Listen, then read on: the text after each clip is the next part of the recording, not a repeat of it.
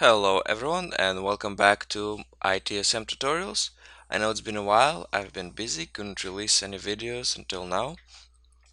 And as I read comments, I see that people want me to show how to deploy an Adobe Reader update. So that's exactly what I'm going to do now. The process begins similarly to the original installation and deployment of Adobe Reader, which was described in the previous tutorial. So I'm going to put an annotation on the screen. Click it now if you want to view how to obtain installation files and start the deployment process. So here I already have the files, so that not to waste time. So the latest version now is 10.13. And what we do is once we get the exe file, we extract it with a favorite compression tool. In my case, it's 7-zip. So I've extracted it here. And what we're going to do now is once again create the administrative install point. So we open the command line and we run msi exec a acro read msi. So the setup starts. Actually, notice here that it says it's going to create a server image for 10.1.0 even though the exe file was for 10.1.3. So this is just the way Adobe releases its updates. So this is, you could call this as like a base installation to which we have to apply updates which are downloaded separately. So let's just create this installation first. Once again, we have to put in a shared location, and if you recall from previous tutorials, our shared location is in C software. So we're gonna create another folder here. We're gonna put it in acro read 10.1.3. Hit OK, install. Alright, well, that's doing its thing. Let's go to the adobe.com, and now we're going to download the update files, or how Adobe calls them, the patch files. So we hit help, then we hit Acrobat, and now in the search on the left we type in update comma patch. I don't want autocomplete. And the second result here, it says update patch Acrobat Reader 10X Windows and Mac OS. So we open that, and these are actually the instructions that pretty much I go off of in this tutorial. So when we downloaded the exe file, that was pretty much our base, but for if it was Acrobat Pro, you would actually have to go even further back to downloading 10.0 instead of 10.1. For Reader, downloading 10.1 is fine for the base. And now, actually on the website it says that the latest version is 10.14, but in any case the base for this will be 10.1, so we can easily just download that. Yeah, there's for Mac OS as well, but we're focusing on Windows now. So just scroll down here, get the Reader update 10.14 MSP file. Okay, and this is taking a while. Alright, meanwhile let's finish the installation. And yes, I guess this link was deceiving, because I think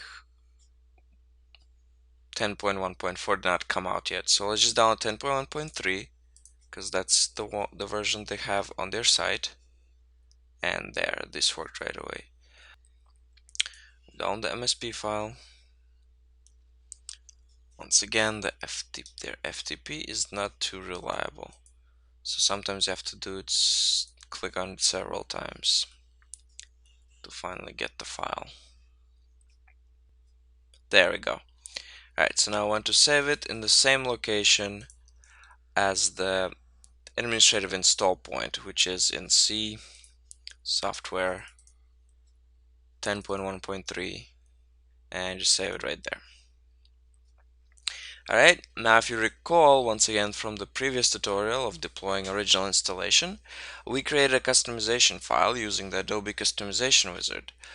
And we can actually reuse the same file. So if no other preferences need to be set, you can just copy the file from the previous location where you saved it and put it in the new deployment location, and the same customizations will apply, which is exactly what we're going to do in our case.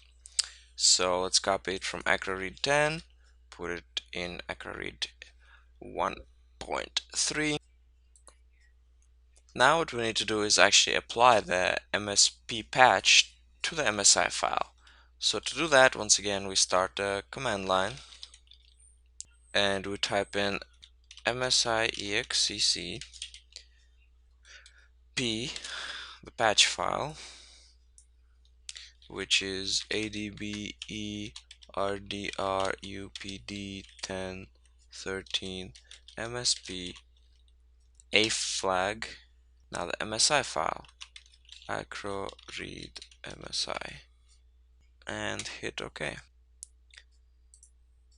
And then once again we just hit next and next again, and we wait.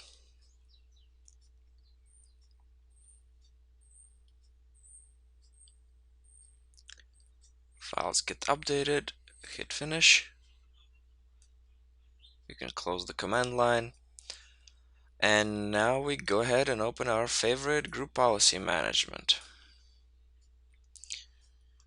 Right click on Adobe Reader deployment, edit, policies, software, software installation, right click, new, package, and remember it has to be a shared location. So this is my shared location, which is accessible from everywhere on my network since it was shared with everyone. You can't reference it directly through C software acroread path, because then it will fail to install on all the clients since they don't have that path on their system, while they do have access to this network path. So we pick the MSI file, which has been patched with the MSP file. We choose advanced this time since this is going to be an upgrade. Hit OK. Now we go to the upgrades, hit add, we choose the previous installation, and remember to leave the uninstalled existing package radio button checked. Hit OK, go to modifications, don't forget this step, otherwise your MST file will not get applied. Choose the MST file, hit OK, there, and we're pretty much done. One more thing people were asking me about is how to ensure that 32-bit software only installs on 32-bit systems and 64-bit software installs on 64-bit systems.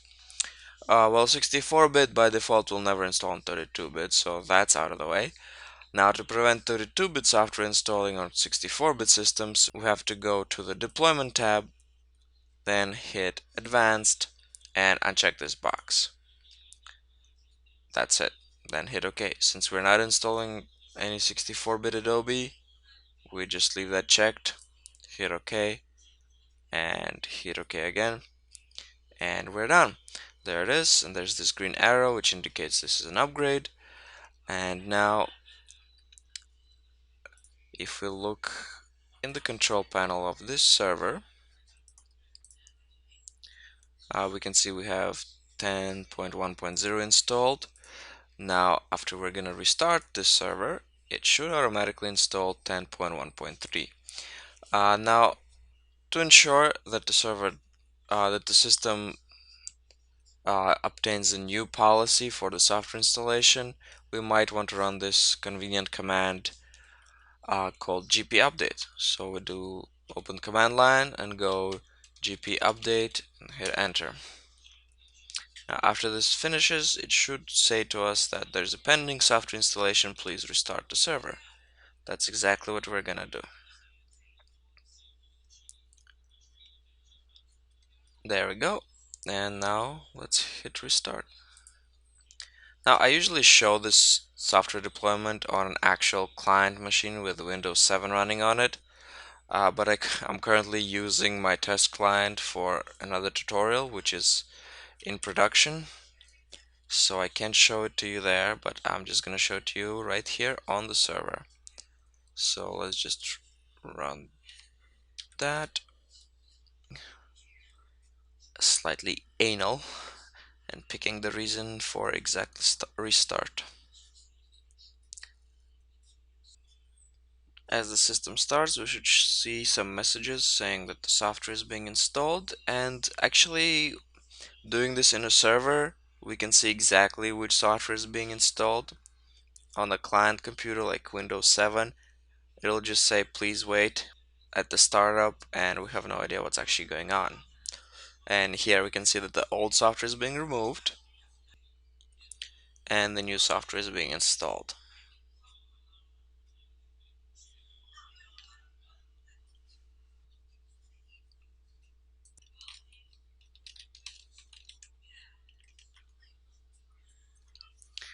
And let's just double check and go to control panel to see if the new software actually installed.